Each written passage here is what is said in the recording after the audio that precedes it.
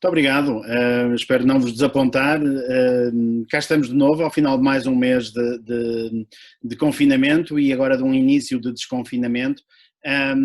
Nós tivemos de facto a fazer a segunda edição desta sondagem, ou inquérito, ou estudo, se quiserem, embora nós, como somos um centro de sondagens, gostamos de lhes referir como sondagens, sendo que estamos a tratar estes inquéritos exatamente como tratamos as sondagens, ou seja, são inquéritos telefónicos representativos da população portuguesa, que nós registamos junto da entidade reguladora, como fazemos com todas as sondagens que o CESOP faz. Há algumas conclusões imediatas. A primeira é que foi muitíssimo mais difícil fazer esta sondagem do que a edição de abril. Para vos dar uma ideia, nós tínhamos prometido 1.200 inquéritos em abril e conseguimos em 3 dias chegar a 1.700 inquéritos telefónicos. Desta vez prometemos outra vez 1.200 inquéritos e em 6 dias chegamos a 900. Portanto, estamos com muito mais dificuldade em que as pessoas nos respondam, o que é um sinal de que já está a haver uma atividade mais regular. Para terem uma ideia, o dia mais rentável em termos de inquéritos foi precisamente o sábado e não os dias de trabalho, o que é um ótimo indicador de algum regresso à atividade que há um mês atrás não tivemos. O inquérito foi feito, deixem-me passar aqui para a apresentação, foi feito durante os dias 6 a 11 de maio deste ano, portanto são muito frescos, uma vez mais estamos a falar de um inquérito feito há muito pouco tempo. Ele é representativo, ele é feito por telemóvel, eminentemente por telemóvel e por telefone fixo, em amostra aleatória, com pouca repetição de painel, ou seja, poucas pessoas, há uma subamostra de cerca de 200 pessoas que pertenceram ao painel de abril. O painel de maio é cerca de 700 novas observações. Isto permite-nos também aumentar o leque do painel amostral com que estamos a trabalhar, melhorar efeitos de representatividade e testar algo daquilo que tinha sido feito em abril, observando consistência de comportamento. Uma nota importantíssima: estas sondagens não podem ser feitas sem o apoio dos nossos parceiros, de que se destaca de facto a Católica Lisbon, que quer no painel de abril, quer agora no painel de maio, foi bastante importante para que o inquérito pudesse ser feito, bem como a Universidade, e em particular a RTP, que é o nosso parceiro media partner para estas sondagens, a que se juntou à Fundação Francisco Manuel dos Santos, desta vez, e o seu programa de ontem à noite, o Fronteiras 21, que analisou parte destes resultados. Vou repetir algo das coisas que foram feitas em abril, porque há algumas evoluções que são importantes, e desde logo começo pelos gráficos Sankey que tínhamos começado a apresentação anterior, que é a posição em relação ao emprego. Há algumas coisas que são bastante importantes e eu acho que faz pouco sentido apresentar este gráfico sem apresentar o gráfico de abril. Portanto, em abril nós tínhamos tido 23 pessoas em teletrabalho e cerca de 35% das pessoas, ou 36% das pessoas, a trabalhar no mesmo local, e um dado que era avassalador, que era cerca de 20% das pessoas sem atividade. Ora, aquilo que estamos a notar agora é que estas pessoas sem atividade baixaram para metade, mas também temos uma nota de desemprego, de pessoas que estavam a trabalhar e que perderam o emprego, para 8%. Atenção que a comparação atual não é para ser feita entre abril e maio, continua a ser feita antes da crise e atualmente. E, portanto, se em abril estávamos a fazer a comparação de antes da crise para abril, agora estamos a fazer a comparação de antes da crise para maio. Portanto, não há aqui um passo intermédio. O passo intermédio que temos melhor é estes resultados de abril para comparação.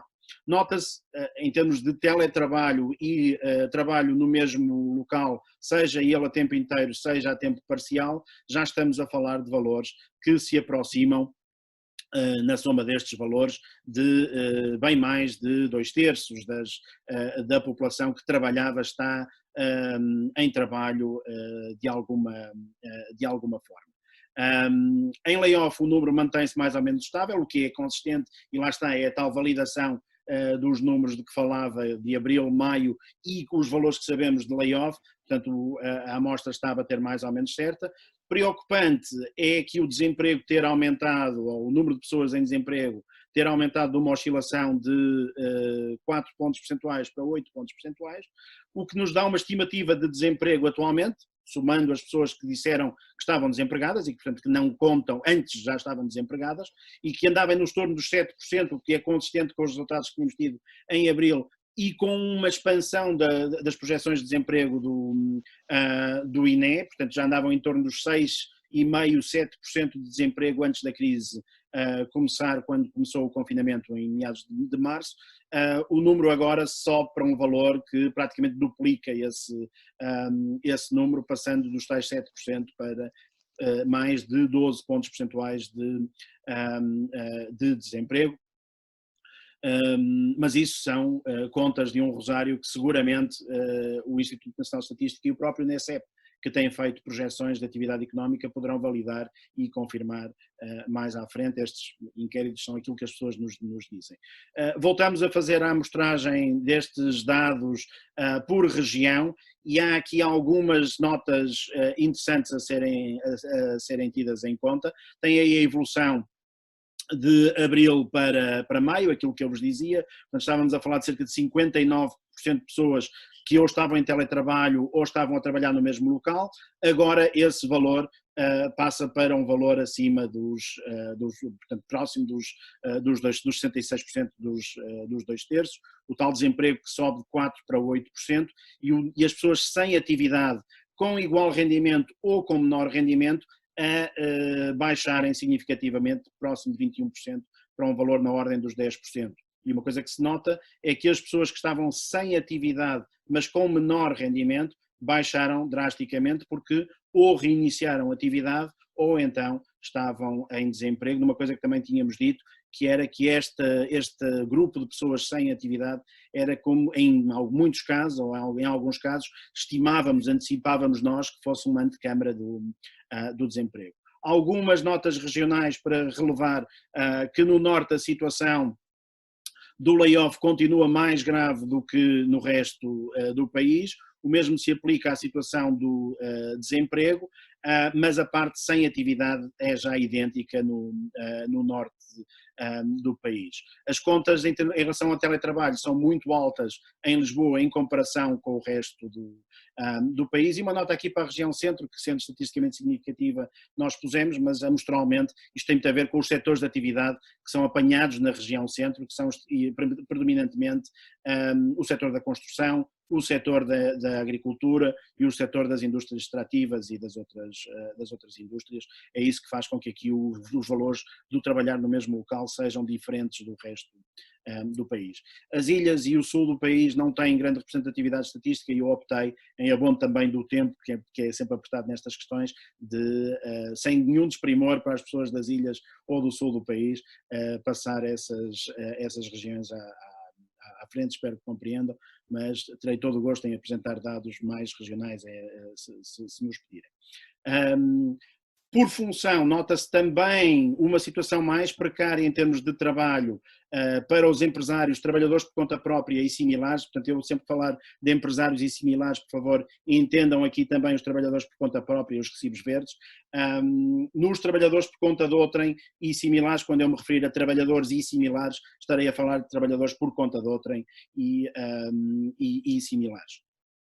Nota-se um atenuar de uma desigualdade que tínhamos detectado durante o mês de abril, com um aumento da atividade dos empresários e trabalhadores por conta própria, em detrimento, em quebra. Este valor é que era muito grande em abril, passou para um valor muito mais baixo em maio, o que indica que são estas pessoas que estão a retomar uma atividade que perderam durante o confinamento.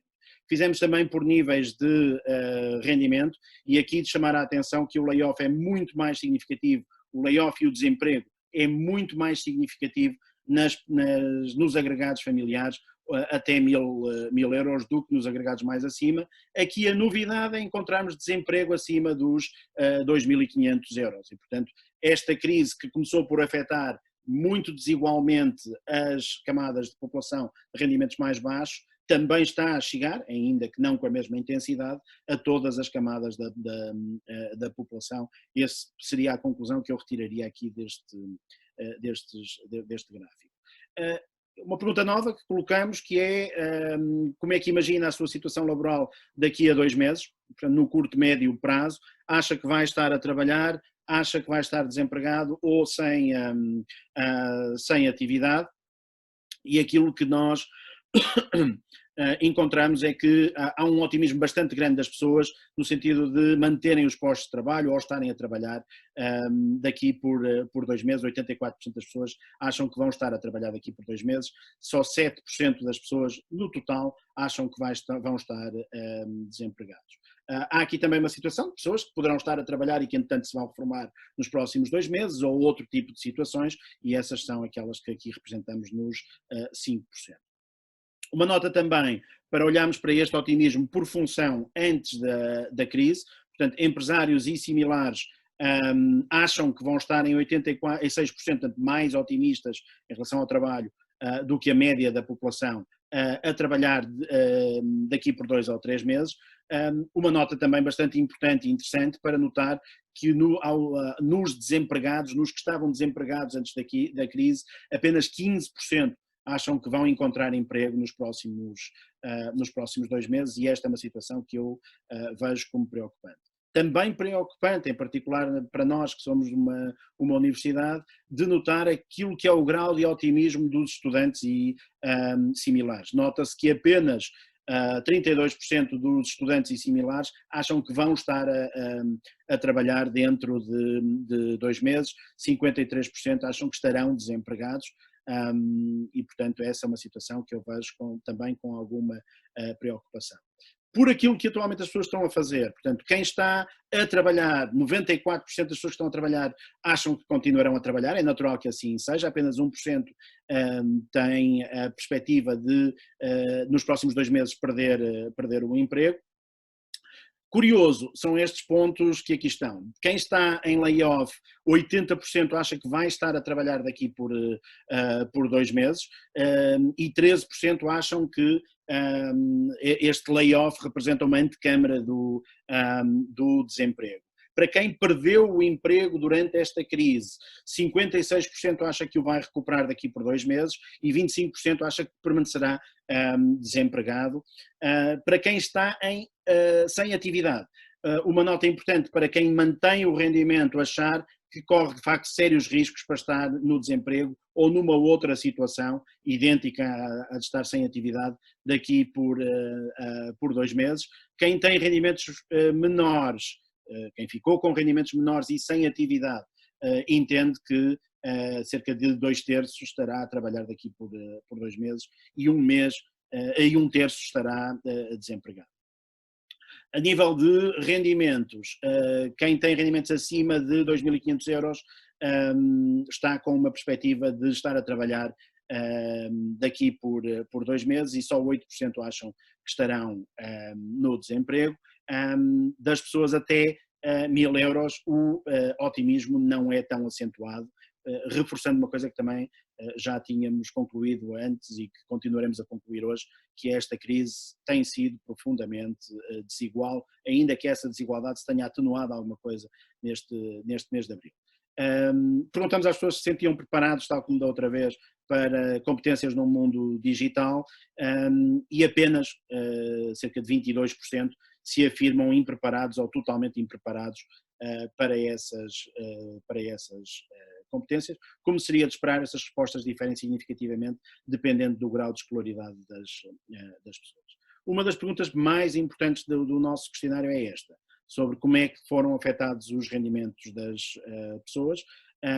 A comparação com abril parece ali pequenino, peço desculpa pelo tamanho do gráfico, mas aquele gráfico que apareceu agora é a comparação de abril, ou como eu lhe vou chamar, a comparaçãozinha de abril, por ser pequenina, e estamos a falar de um resultado que acentua ligeiramente, não muito significativamente, a percepção de perda de rendimentos dos agregados familiares, passando de 36% das famílias que diziam que tinham perdido rendimentos para agora 38% das famílias. De notar, embora sem significância estatística, que agora há cerca de 2% dos agregados familiares, ao contrário do 1% que havia antes, ou do 0, qualquer coisa arredondado para 1 que havia antes, que agora dizem que têm rendimentos superiores. Tal como da outra vez fomos ver como é que estes rendimentos estavam em termos de várias categorias, ou seja, como é que esta percepção de perda de rendimento estava em termos de várias categorias, designadamente a situação das famílias com menores rendimentos. E aqui, aqueles 38% sobem para 43% dos agregados a dizerem que perderam rendimentos, e este é o tal principal reforço de desigualdade de que vos falava anteriormente. Durante o mês de abril, a comparaçãozinha apareceu agora, os valores nas camadas com menores rendimentos era idêntico ao que é agora. A situação agravou-se à medida que os rendimentos vão aumentando, que era o que eu vos dizia, do arrasto da crise ter chegado às camadas de rendimento da população maiores. Entre setor público e setor privado, as diferenças que já tínhamos detectado em maio continuam a aparecer e são bastante significativas. Eu ia dizer gritantes, mas também não queria exagerar nos termos, mas também já não são tão gritantes quanto tinham sido, com uma perda de rendimentos também entre aquelas pessoas que trabalham para o setor público nas respostas que recebemos. Portanto, já há uma maior percepção de perda de rendimento no setor público, e volto a dizer uma coisa que disse há bocado, quer dizer, isto está muito relacionado também com a crise começar a chegar a mais camadas da população do que aquilo que se tinha verificado em maio. Entre as várias funções profissionais, empresários e similares, quebras brutais de perda de rendimento, que se vai atenuando à medida que chegamos aos reformados e similares. Em comparação com o período anterior, os dados não são significativamente diferentes do que tínhamos visto durante o mês de abril, tem aí a referência do mês passado.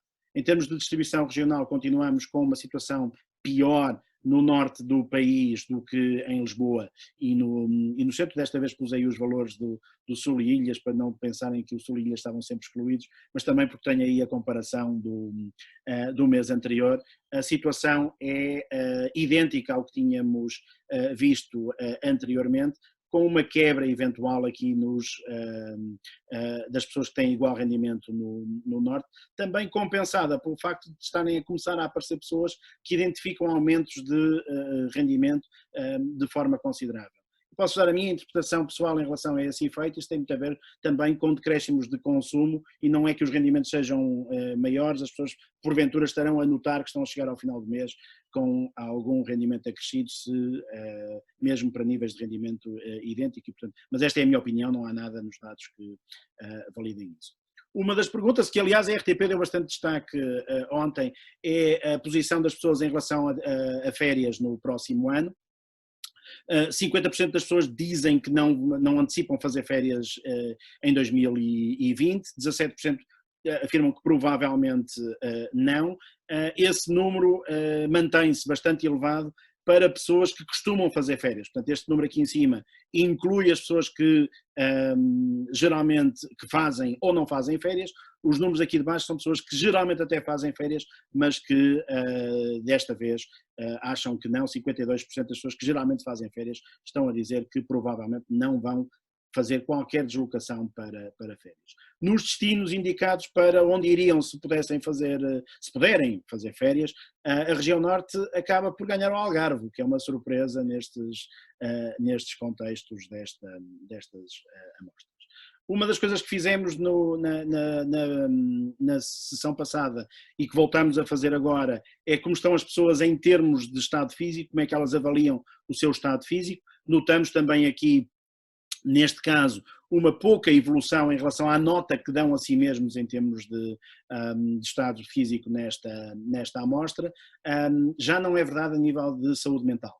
o estado de saúde mental das pessoas piorou ligeiramente, ou se, o ligeira piorou algo, mas piorou de forma significativa, no sentido de que se nota essa diferença na amostra de abril para maio, e estes dados, havendo mais tempo para nós falarmos sobre saúde mental noutras sessões, vale a pena ser abordado. Desta vez tivemos o cuidado, aliás, e queria agradecer aqui ao Sérgio Moreira, que nos fez algumas sugestões de métricas e com quem espero voltar a falar sobre estes assuntos.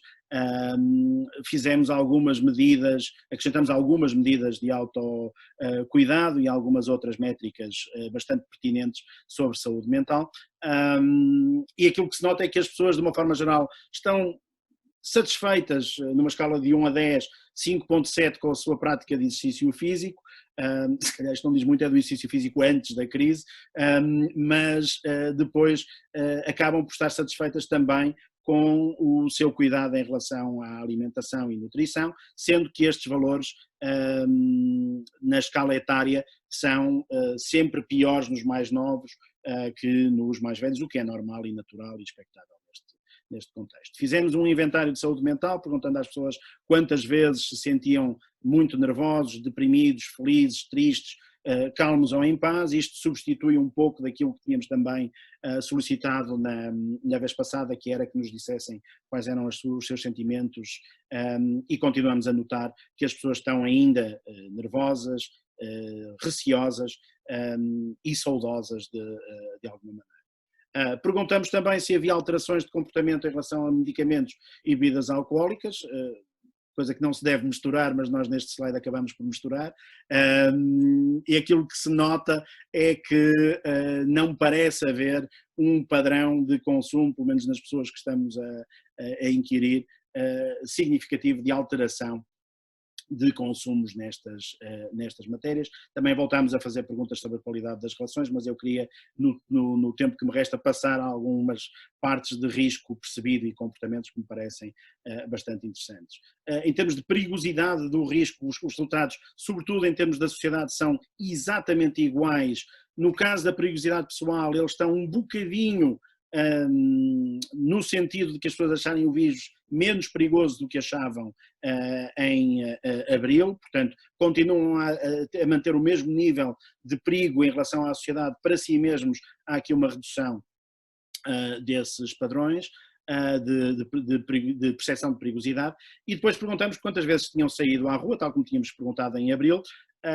Há uma redução do número de pessoas que não tinha saído, mas notem que nós em abril fizemos o questionário apenas 2 semanas ou 2 semanas e meia depois do início do confinamento, e agora estamos a falar já de um período de 1 mês, foi aquilo que perguntamos neste contexto, e portanto há aqui uma referência temporal que é distinta. Ainda assim, conseguimos continuar a dizer que o comportamento das pessoas tem sido de respeito pelo confinamento, naquilo que é a nossa percepção. Perguntamos por que saíam à rua, continuam a ter o mesmo ranking de saídas à rua, as compras, o trabalho e a farmácia estão no pódio, seguidas, bem, eu vou ignorar as outras, mas seguidas de dar passeios a pé e passear o cão.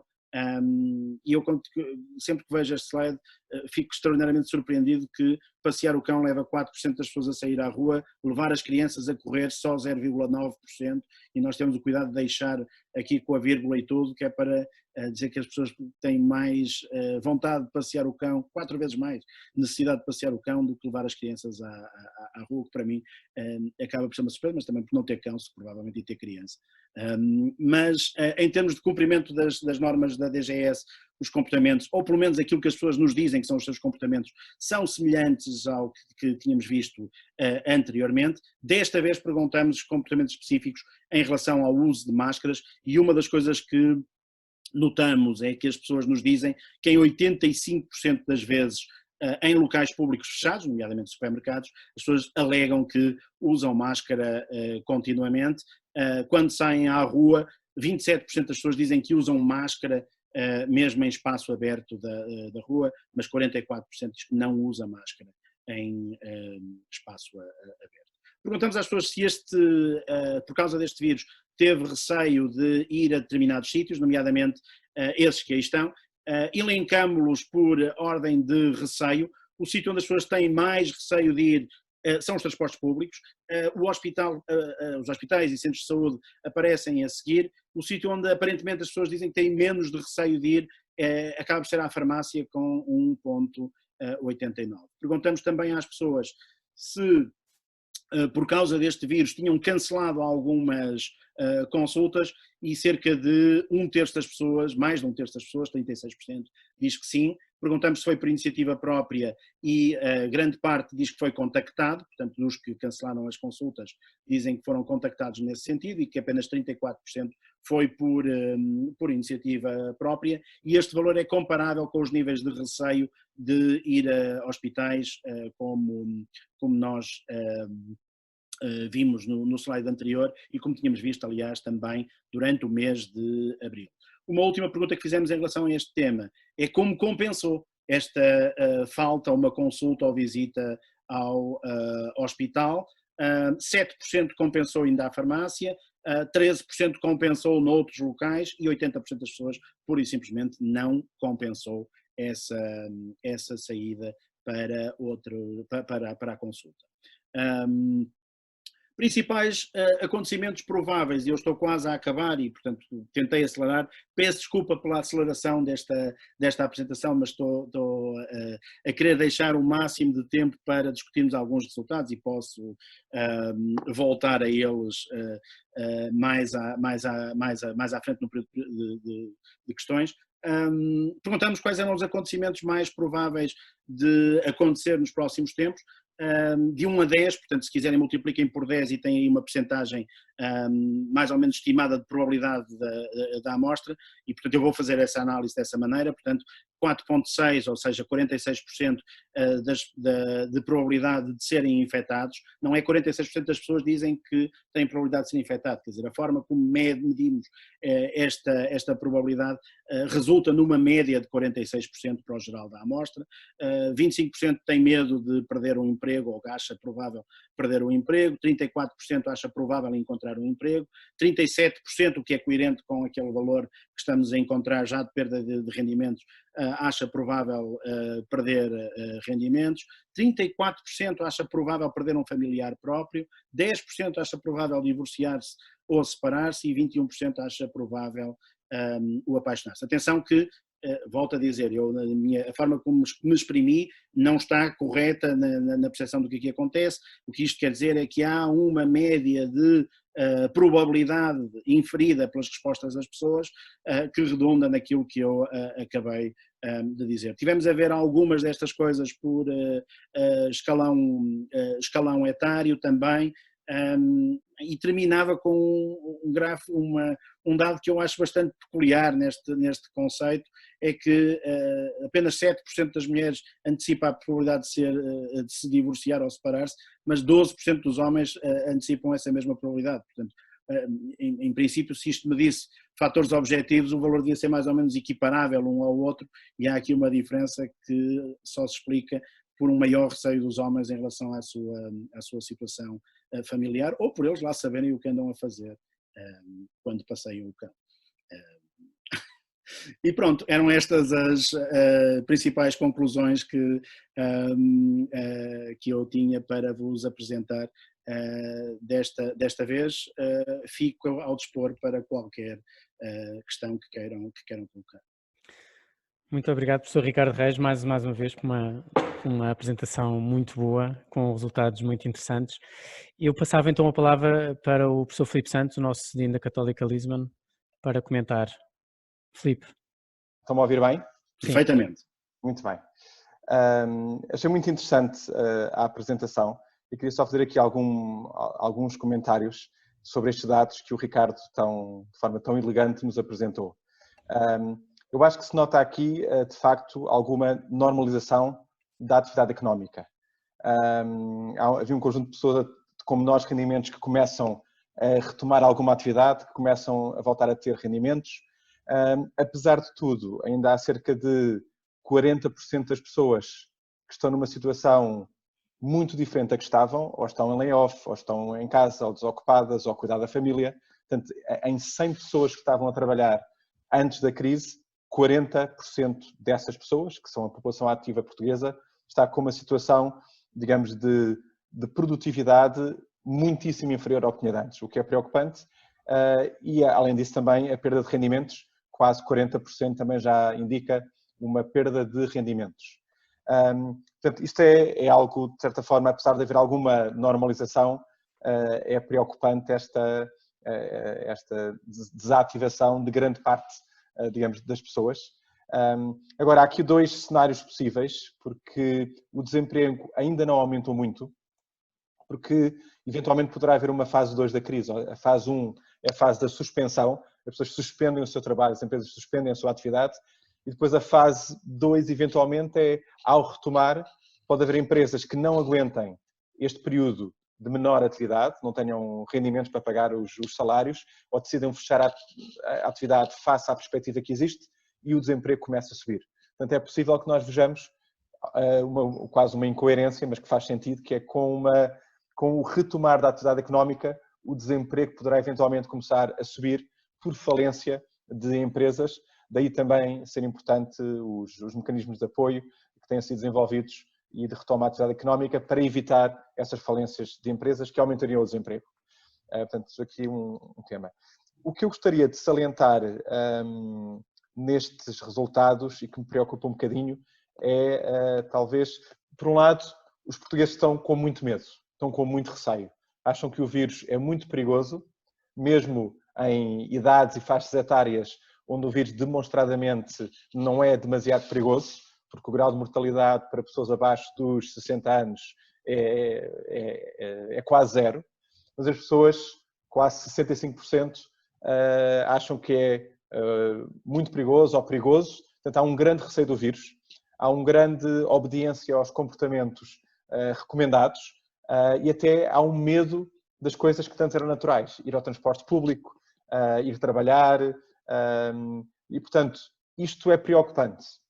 É preocupante porque pode significar que, apesar de, em termos legais o Estado querer incentivar o retomar da atividade, as pessoas, nos seus comportamentos e nos seus consumos, estarem muito retraídas pelo grau de receio e o grau de medo que têm. Isso tem, não só na parte económica, mas na parte de saúde, tem consequências. Quando se adia diagnósticos, quando se adia a ida ao centro de saúde, há problemas de saúde latentes que se agravam. E, portanto, pode haver uma segunda vaga de epidemia, mas o mais provável é haver uma segunda vaga, se calhar, de problemas de saúde por externalidades negativas da falta de cuidados médicos que as pessoas têm tido nos últimos meses. E também do grau de depressão e da fraqueza de saúde mental que têm. Portanto, isto para mim diz-me que era importante talvez que o discurso mudasse a nível das autoridades e também a nível, digamos, da sociedade, para ser um discurso mais positivo, mais corajoso. Nós estamos com o vírus, vamos continuar com o vírus durante vários meses, provavelmente até 2021. Não vai haver vacina tão cedo. Os tratamentos antivirais, face às mutações do vírus, parecem ter algum grau de eficácia, mas não em todos os casos e, portanto, não é claro. Ou seja, vamos ter que aprender a viver com o vírus de forma natural e corajosa e quando o risco é menor, nós temos que aceitar esse menor risco e fazer a nossa vida, porque as consequências de não fazer a nossa vida vão ser mais gravosas do que o vírus de agora em diante, parece-me. Portanto, esta era uma nota que eu queria deixar, que eu acho que é importante. A outra é talvez a continuação da necessidade de, enquanto sociedade, termos um grande grau de solidariedade que temos visto e que eu espero que continue na partilha de alimentos, no trabalho das organizações de solidariedade social, nos empresários que tentam beneficiar todos os seus stakeholders, os empregados em particular nesta fase tão difícil. Portanto, eu acho que há aqui muito que todos nós, cada um e todos coletivamente podemos fazer para, em conjunto, poder atravessar esta crise. Portanto, eu deixava aqui estas notas, alguma normalização, algum receio da situação das empresas e da liquidez das empresas, uma nota muito preocupante em relação ao pessimismo e ao medo, que eu acho que pode e deve ser combatido, e a necessidade da solidariedade. E com isto, se calhar, abria aqui alguns alguns contributos de outros participantes ou de perguntas que queiram fazer. Não sei se já há algumas perguntas interessantes no chat, Diogo, que queiras salientar. O Diogo ficou mute. O Diogo? Havia uma questão do André Alves. Sim, havia uma questão do André Alves. André, não sei se queres fazer a pergunta, de viva voz. Posso fazer de viva voz. A questão era sobre se houve diferentes taxas de resposta em termos regionais ou de outras variáveis que fossem significativas.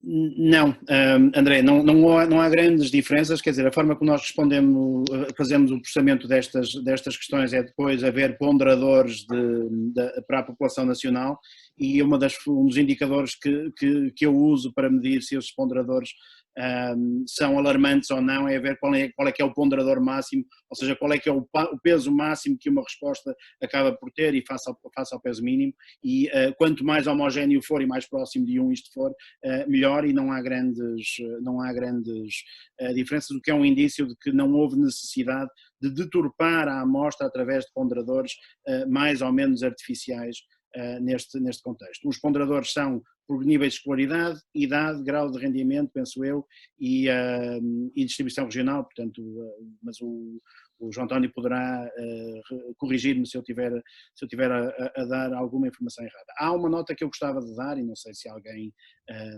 foi incomodado por nós para responder a esta sondagem, que é uma nota de agradecimento às pessoas que se dão ao trabalho de participar nestes inquéritos, e essa nota de agradecimento acho que é muito pertinente, porque de facto, quer dizer, é um questionário que, como devem ter percebido, é bastante longo e ocupa um período importante da vida das pessoas, e uma nota já também agora de agradecimento ao João António e à equipa do CESOP, que é incansável nesta altura. O João António é o diretor técnico do CESOP, mas toda a equipa do CESOP tem sido incansável neste período. Há imensos inquéritos que continuamos a fazer, e o imensos não é muitos inquéritos, mas inquéritos de grande envergadura que estamos a fazer, e fazendo aqui um pouco de publicidade, se me permitem, estamos neste momento a fazer inquéritos aos municípios, portanto aos 308 municípios portugueses. Está em curso um inquérito a todos os alunos e estudantes da Universidade Católica Portuguesa sobre o ajustamento ao ensino à distância.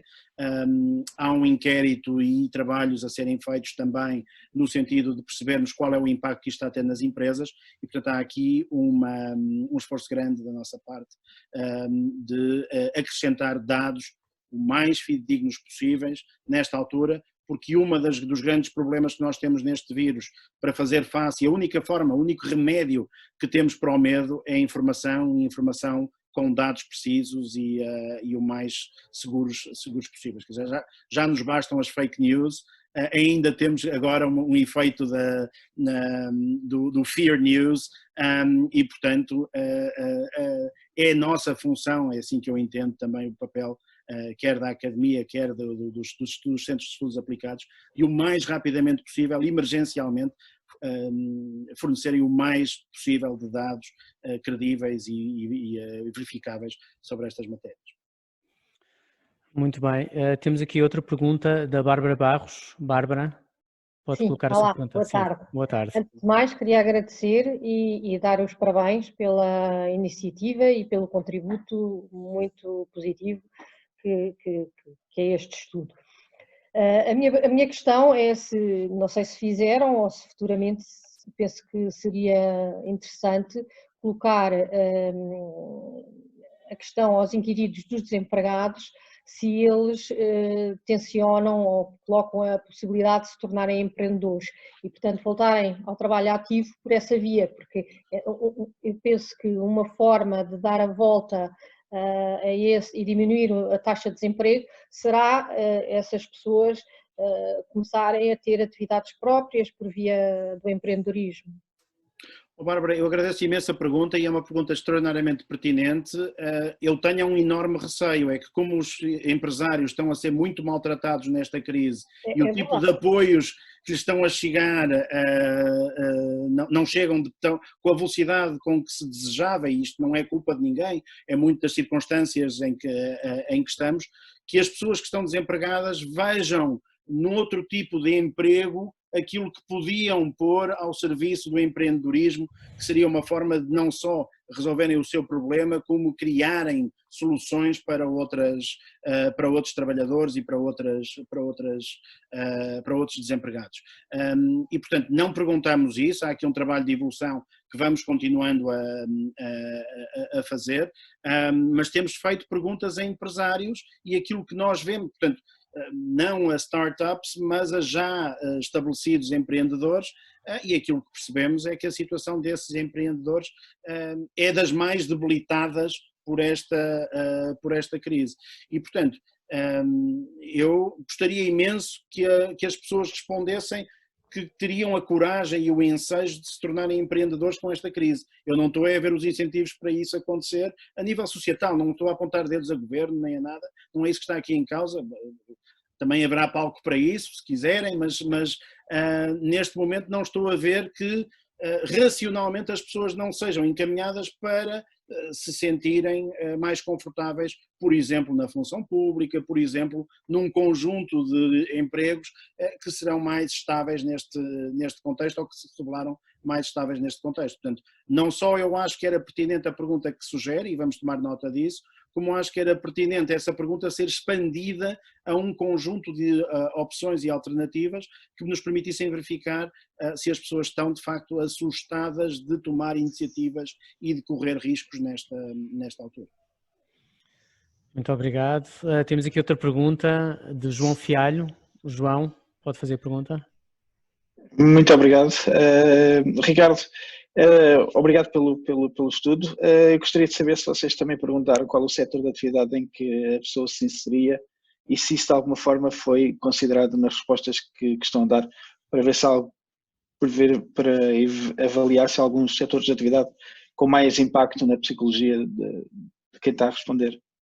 João, nós fizemos esse trabalho e temos os dados para fazer isso, mas há muitos dos setores, nós usamos o CAI a 0 dígitos, aliás o CAI a letras, porque a primeira ordem do CAI é em letras. E são 21 setores, o que aliás explica porque é que é em letras, porque não há 21 dígitos para usar. E portanto fizemos a ordenação por cá. E agora, o problema que temos com isso é, há, como deve imaginar, um conjunto de setores que não são estatisticamente representativos e que são de muito difícil agregação. Depois há setores de outros, logo, outros serviços é o setor mais representado e também aí temos muita dificuldade em encontrar exatamente que setores é que estamos a fazer. Em abril, nós apresentamos dados de perda de rendimento ou de percepção de perda de rendimento por setor e, de facto, havia aqui diferenças significativas. Agora optamos por não o fazer, primeiro porque constrangimentos de tempo, os dados são muito frescos, e depois também porque o grau de significância estatística desses resultados eram bastante ténues para a maior parte dos setores. Não obstante, eu acho que a sua pergunta, à medida até que consigamos agregar dados de abril e de maio e como tal consigamos ter já uma representatividade mais alargada por setor, porventura fará até que façamos aquilo que estava a sugerir, pareceu-me na sua pergunta, que é não olhemos apenas para dados económicos, mas olhemos também para dados comportamentais e dados de saúde mental de forma setorial. Parece-me uma abordagem interessantíssima e seguramente que haverá espaço no próximo mês para fazermos uma análise mais detalhada desses valores. Esse vosso papel, seja aqui no webinar, seja depois por e-mail ou mensagem, ou conversa direta, nos fazerem chegar sugestões, pedidos de informação adicional, é algo que nós tentamos aproveitar o mais possível e, portanto, incorporaremos da melhor forma que for possível e viável. O nosso receio é tornar questionários depois extraordinariamente longos e depois temos dificuldade em que as pessoas respondam. Temos aqui algumas questões que vão nesse sentido, ou seja, A Margarida Martinho diz que o desemprego de 12% ainda não inclui jovens que irão para o mercado de trabalho e que iniciariam um estágio ou um primeiro emprego. E ela gostaria de saber se estes dados por faixas etárias e setor económicos se estarão disponíveis. Não sei. Uma das perguntas que nós fizemos, aliás, quando nós falamos em estudantes e similares, era precisamente para abordar esse tipo de questão. Nós perguntamos, temos uma categoria definida de estagiário e entre as nossas categorias profissionais, também outra trabalhador estudante e, portanto, temos alguma informação sobre isso. Mais uma vez, temos muito pouca representatividade. Não tem uma coisa, quer dizer, nenhum de nós está livre de ser incomodado por mim por telemóvel. Isto é aleatório e, portanto, nós tentamos, até para evitar que depois haja aqui deturpações de populações nestas amostras, vamos ligando aleatoriamente. Para esta sondagem, tivemos uma taxa de resposta bastante mais baixa que a anterior, acho eu, andou em torno de cerca de 2.000 e qualquer coisa, 1.900 e muitas, 2.000 chamadas feitas para retirarmos estas 900 observações. É difícil apanharmos aqui muita gente que esteja precisamente nessa condição de ser estagiário ou estar à procura do primeiro emprego e, portanto, estatisticamente isso é muito improvável de acontecer. Não obstante, temos alguma informação sobre isso e não sendo ela estatisticamente relevante ou significativa, ela não deixa de ser consistente com aquilo que se esperava e, nesse sentido, a Margarida tem razão, quer dizer, nós notamos aqui índices de preocupação com emprego muito grandes ao nível dos estudantes, eu mencionei isso durante a apresentação, e essa preocupação reflete-se também nestes estagiários, nestas pessoas que são trabalhadores estudantes, nestas pessoas que estão à procura do seu primeiro emprego. Muito bem, pronto, como nós colocamos no chat, vamos partilhar a apresentação no nosso site. Entretanto, eu queria passar a palavra ao Luís Marinho Falcão, que tinha aqui uma sugestão a fazer. Luís? Eu não sei, já não estou em mute, certo? Não, sim. Bom, a sugestão foge um bocadinho ao âmbito do que foi aqui apresentado e antes de mais quero agradecer-vos não só pelo excelente trabalho que aqui está feito, como pela atividade permanente que têm tido, não nos deixar parar no tempo e estagnar, por isso vos agradeço. Mas eu tinha uma sugestão que valerá o que valer, é para pôr a vossa consideração. Existem dados históricos de outras grandes crises globais, regionais e mesmo locais, que provam que as empresas que não pararam, não estagnaram, não desinvestiram, pelo contrário, aquelas que mais investiram durante o momento de crise, foram as grandes vencedoras nos momentos pós-crise. É evidente que isto só se aplica a empresas com fôlego financeiro para o fazer, mas de facto está provado por dados que estão disponíveis que as empresas que souberam investir mais e que reforçaram o seu investimento no futuro durante a grande crise saíram a médio e longo prazo vencedoras. Seria talvez interessante montar aqui uma apresentação desses dados e desses dados históricos e não só, se calhar seria a altura para analisar quais são as empresas que não estão a parar o investimento, que não estão a desinvestir. Estou a falar em marketing, estou a falar em publicidade, estou a falar em tudo, a todos os níveis. Tentar identificar quais são as empresas que de facto continuam a investir nesta fase e depois, inclusive, a medir o sucesso futuro dessas empresas que investiram e das que desinvestiram. Fica a sugestão. Obrigado. Muito obrigado, Luís. Alguns comentários. O primeiro acho isso uma ótima sugestão, acho que sim, acho que há aqui um conjunto de trabalhos e que os nossos professores de economia seguramente poderão também apresentar. Sobre crises passadas, tem havido alguns webinars nesse sentido, lembro-os do professor César das Neves e do João Assunção também, aqui um pouco mais em torno da conjuntura atual e menos do passado, mas o João Luís tem falado bastante sobre aquilo que é a história das crises e essa dimensão do investimento é crítica. Eu permitir-me acrescentar, é crítica em crise e é crítica em expansão também, quer dizer, esse investimento é indispensável em qualquer altura, e aquilo que foi preocupante nas últimas nossas crises económicas é o esvaziar desse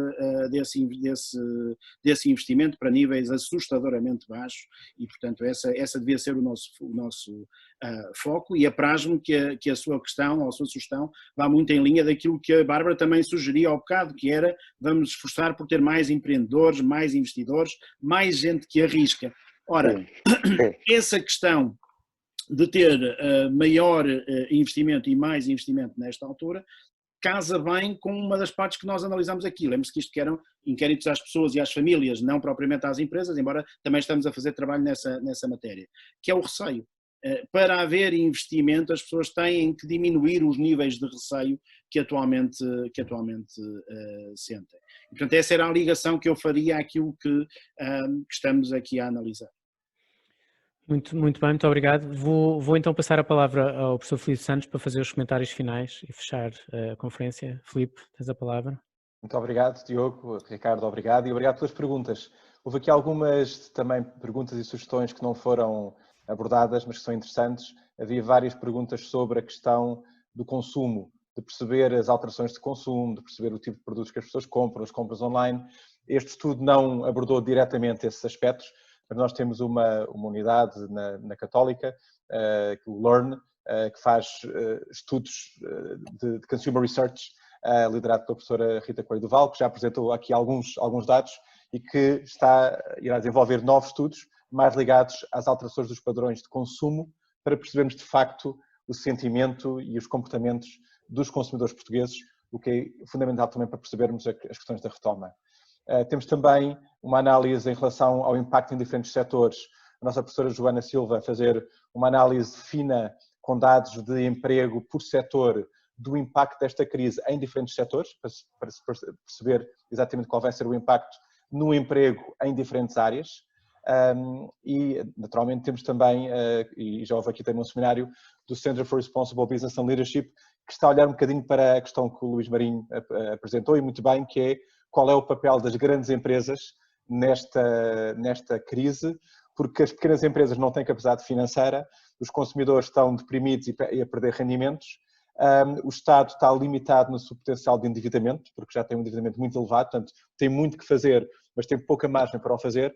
Nós precisamos de também conseguir que o investimento privado, através das grandes empresas, não se retraia e consiga ajudar a acelerar, digamos, a retoma e aumentar as cotações, porque senão vai ser muito difícil só confiarmos apenas no investimento público e na despesa pública, porque temos uma grande limitação.